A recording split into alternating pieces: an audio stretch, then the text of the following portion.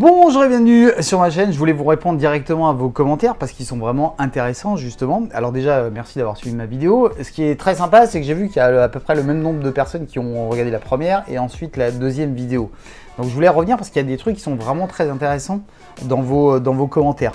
Je voulais vous dire aussi, je voulais vous parler des futures vidéos que je voulais faire. Je vais essayer de ne pas speeder parce que si je vais speeder, je vais essayer de faire moins de 10 minutes, mais je vais me calmer tout de suite, ça va être beaucoup plus simple.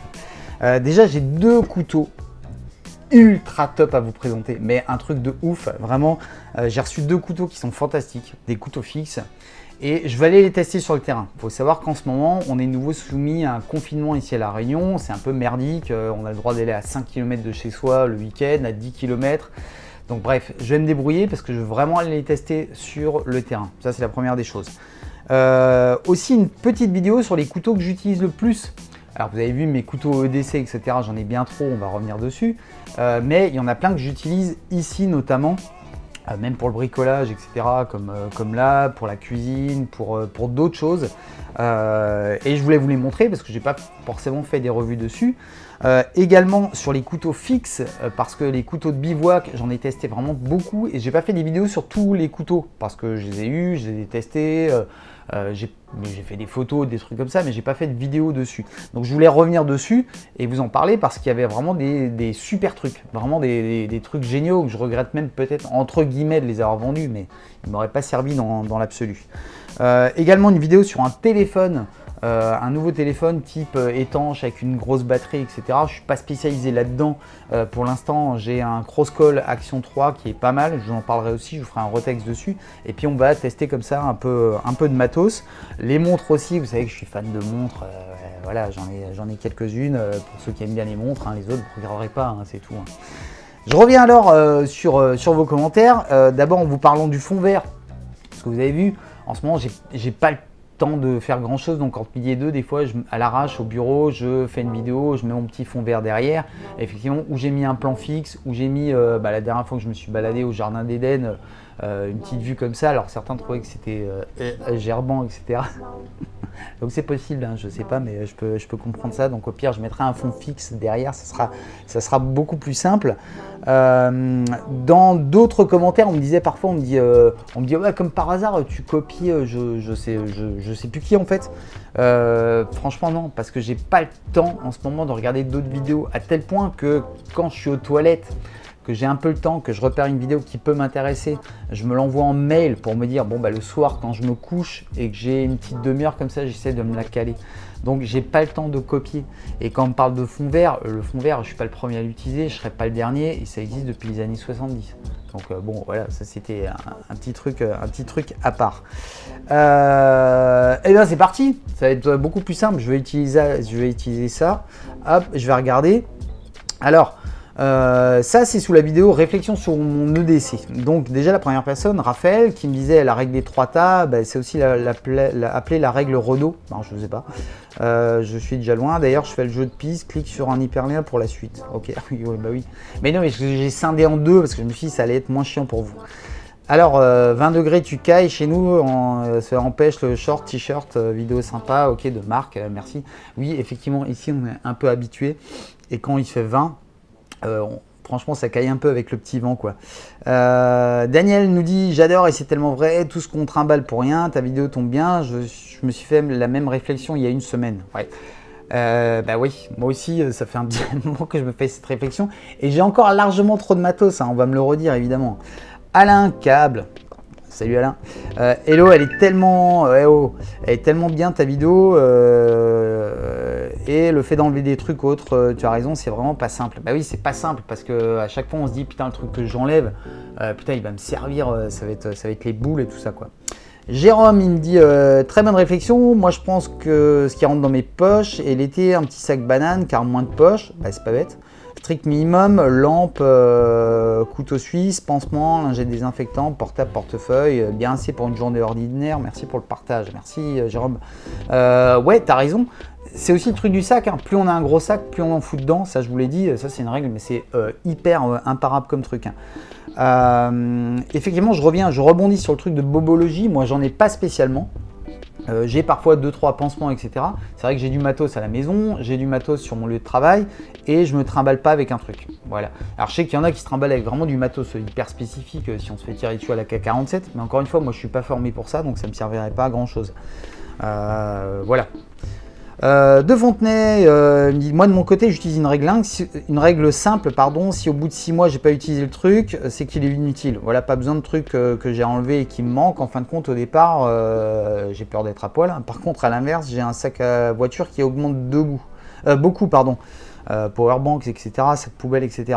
Alors c'est vrai que le deuxième sac, c'est très malin. Moi, je le faisais avant parce que j'avais un gros véhicule. J'avais un gros 4x4 zèbre, etc. Donc j'avais vraiment du matos dedans et je pouvais aller camper comme ça si j'avais sur un coup de tête.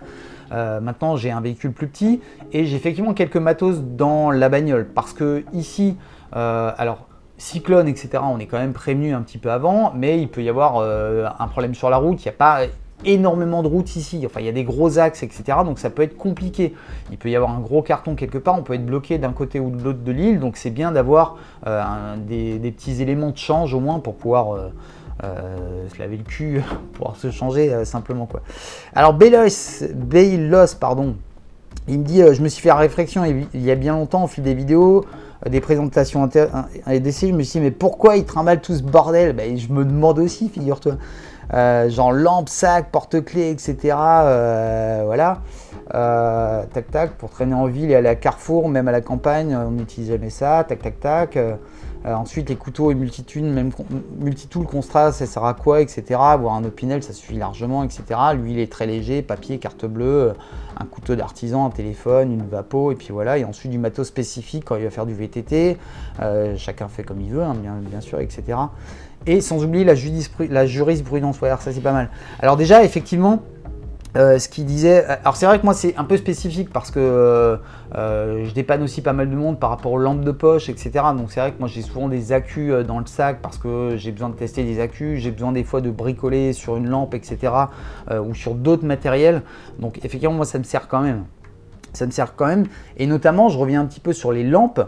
C'est vrai qu'ici, il faut savoir un truc, c'est qu'en ce moment c'est l'hiver, il fait nuit, genre 18h30 il fait nuit. Quand je dis nuit, c'est nuit. Ça veut dire que nous ici on a forcément besoin d'une lampe, honnêtement. Alors c'est vrai, effectivement, ma lampe pourrait suffire, hein, celle du porte-clés, mais je vais utiliser la frontale parce que je vais bricoler, parce que je vais éclairer une partie d'un jardin, parce qu'on a besoin d'une lampe ici, mais réellement. Pareil, la lampe tactique que j'ai, elle m'a déjà beaucoup servi quand j'ai besoin de voir plus loin qu'avec mon Armitech, et elle me sert aussi quand parfois ça arrive, on est en panne de bagnole. Et je peux vous dire, quand vous mettez une lampe comme ça, stroboscope sur votre véhicule, moi il n'y a pas une bagnole en une demi-heure, la dernière fois que j'étais en panne, qui est passée à côté de moi. Donc danger zéro. Les mecs ils freinent, il y a un gros strobon dans leur gueule, ils se mettent sur le côté, etc. Alors, je ne leur mets pas en pleine face. Mais voilà, vraiment, c'est vachement plus sécurisant en tout cas qu'un petit triangle que vous avez dans la bagnole. Ça, honnêtement, voilà. La jurisprudence, alors oui, effectivement, il a carrément raison. Évidemment, moi ici, je ne suis pas dans une grande ville. Et j'ai mon couteau à la ceinture qui n'est pas trop visible, hein, c'est un petit bird. Et effectivement, il me faudrait en réalité que 3 couteaux. Mon petit bird pour faire les choses sales. Le Buggot parce que je mange avec, parce que je vais simplement préparer à manger, etc. Et le couteau suisse, que ce soit mon couteau Huntsman ou un pionnier comme ça, par rapport aux éléments qu'il possède et pas forcément à la lame.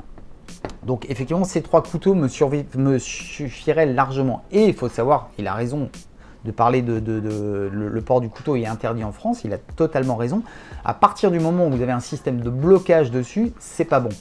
Alors il y a jurisprudence entre guillemets parce que vous avez un Opinel. Alors c'est encore différent si vous avez un Opinel au fond du sac que vous utilisez pour manger. C'est encore différent que si vous chopez avec un Opinel en poche pendant une manif anti-vaccin, etc. et que ça a bastonné avec tout le monde. Voilà, c'est plus chaud d'expliquer que voilà. Xavier, bonne réflexion, bravo. Merci. Au fil des lames, énormément de matos qui sert pas. Bah ouais. Et oui, c'est sûr, et je pense que tu as raison, il y a un côté rassurant hop là, pardon, et confort, mais il y a aussi beaucoup de côté plaisir, ce qui n'empêche pas de faire le tri de temps en temps, effectivement. Bah, c'est ce que je vous disais, ouais, il y a aussi un côté plaisir, effectivement. Et bon, ben voilà, c'est toujours pareil. Gros truc aussi, je vous parlais de la taille du sac, et effectivement, moi, le sac, je ne me le trimballe pas sur le dos.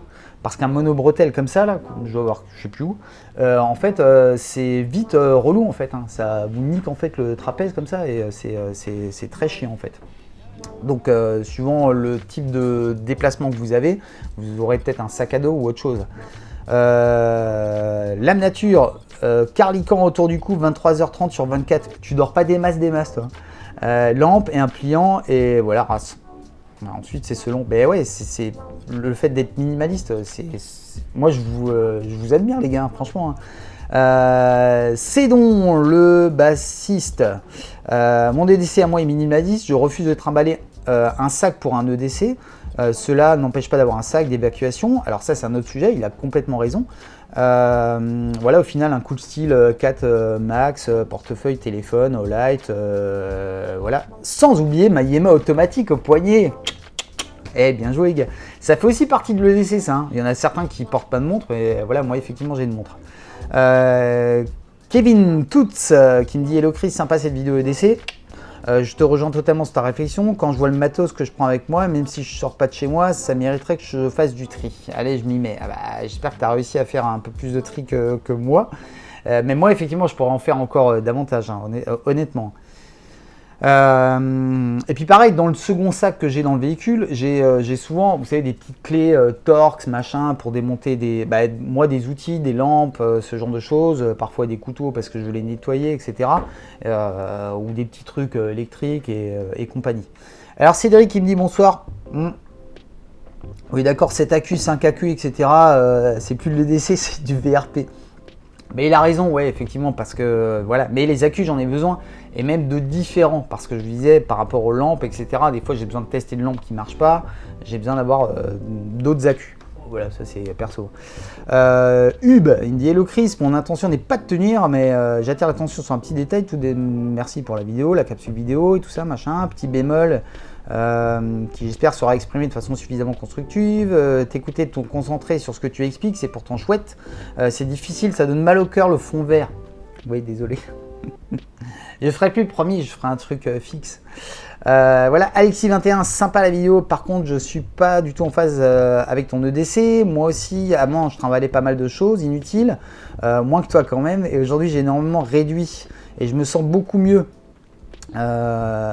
C'est qu'on met nos peurs dans notre sac. Putain, alors ça c'est super mec, ça c'est vraiment, t'as tout dit en fait. Là c'est une phrase où t'as vraiment tout dit parce que c'est ça en fait, c'est tout le flippage qu'on met dans notre sac. Et c'est un truc aussi que je me suis posé la question et je vous la pose aussi. C'est quand je vois parfois, alors on n'en est pas là, hein, mais vous savez les vrais survivalistes à l'américaine, tu vois les mecs qui font des bunkers, etc. quoi. Je me pose la question, je me dis est-ce que les mecs en fait ils sont finalement super sereins parce qu'ils vivent l'instant présent hyper intensément en se disant bon on est certain que ça va se péter la gueule mais on est prêt et du coup on vit tranquille, on profite vraiment de cette journée, etc. Ou au contraire ils sont dans la peur constante. Ça je me suis souvent posé la question, donc si vous êtes un peu comme ça, survivaliste, enfin, ou prévenant, ou je sais pas comment on dit, bah dites-le moi parce que je me pose la question en fait, enfin surtout sur les ricains. Laurent Monchi, si j'ai bien compris, l'idée c'était de nous aider à rationaliser notre EDC, ouais. Oui, après, encore une fois, chacun fait ce qu'il veut. Hein. Mais j'ai vu l'autre fois un mec, justement, un jeune, alors je trouvais ça sympa parce que j'avais les mêmes travers que lui au début, parce que j'avais pris un gros sac, il y avait pas mal de trucs dedans, même un sac 20 litres, hein. Putain, on le remplit, on met des trucs dedans, quoi, tu vois, c'est hallucinant. Mais voilà, encore une fois, c'est nos peurs qui sont dans nos sacs et c'est super bien dit. Hein. Je sais plus qui c'est qui a dit ça, je le recite, c'est Alexis21, mais il a carrément raison. Alors Christian, il me dit j'ai choisi la solution qui consiste à prendre un sac plus petit et comme par enchantement j'emporte moins de trucs qu'avant, mais il a super raison. Et moi j'ai fait ça pour mon sac de bivouac, j'avais un sac 100 litres qui faisait 100 litres. Et j'ai pris, grâce d'abord à Johan, alors merci Johan si tu suis ma vidéo, c'est un sac que je surkiffe en fait, le Falcon 2, et je me suis dit, je réduis tout, et en fait ça me suffit, c'est-à-dire que voilà, ça me suffit. Alors, JLS, salut, salut, je suis souvent assez en phase avec toi, mais là pas du tout. Trimballer un nombre incalculable de lampes, piles, couteaux, c'est plus de l'EDC, t'as tellement de trucs ultra redondants, mais c'est absolument rien que les... Et absolument rien pour les premiers soins, c'est ce que je disais, mais carrément, t'as même raison, parce que je suis même en train de me dire, bon, je pourrais mettre un petit truc au moins pour me désinfecter, voilà. Et puis souvent, je suis Alors souvent, je suis aussi, j'ai beaucoup de potes qui sont médecins, etc. Machin, donc je suis souvent chez eux, donc voilà, je me fais un bobo, souvent je vais juste à côté, je me fais réparer. Un jour, laisse ton sac au paddock et sors avec juste ton bird et t'as tes UP sur le trousseau de clés, tu seras léger comme le bird en fin de journée. Alors c'est vrai, mais je le fais, hein. C'est-à-dire que souvent, là je vous parlais de mon sac, mais la plupart du temps, quand je me balade en ville, quand je machin, effectivement, j'ai le minimum sur moi, c'est-à-dire que j'ai effectivement mon bird. En ce moment, j'ai ma veste parce qu'il caille, entre guillemets, et j'ai le petit couteau qui va bien et une lampe de poche parce que je vais aller à ma bagnole, il va faire nuit et que j'ai besoin de voir quelque chose simplement. Donc voilà.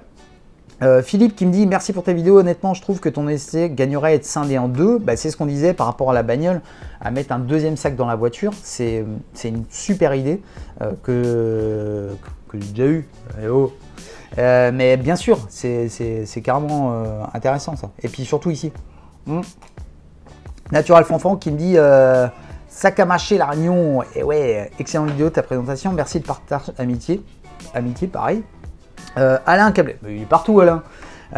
C'est bien complet, merci pour cette belle présentation. Raphaël qui me dit je porte le porte-carte s'écrit, il a adopté il y a 1 an. Il a remplacé mon portefeuille, juste impeccable pour moi. Un petit porte-monnaie, etc. Quelques billets et tout ça, mais voilà. En vrai, on aurait besoin de sa carte bleue, quoi. Pedro, tu mets ton couteau à la ceinture, j'aimerais voir ça. Eh bah ouais, même pas peur. Ouais, parce qu'ici, c'est complètement différent. On est vraiment dans des... voilà, il y a des grandes villes, etc. C'est différent. Voilà, ici, honnêtement, je me suis fait contrôler une fois par les douanes parce qu'il y avait un mec qui s'était échappé de prison, etc. Mais sinon, il y a beaucoup moins de contrôle qu'on peut avoir en métropole. C'est pas pour ça que je me trimballe avec un gros truc non plus. Je vous dis, le petit, ça me suffit largement et je veux que ce soit discret. Et ce qui me permet aussi, quand je suis dans un endroit où je me dis, bon, bah, j'ai vraiment pas envie que ça se voit, et parce que j'ai un t-shirt court et puis pour X raison, hop, je l'enlève et je le mets dans ma poche, effectivement.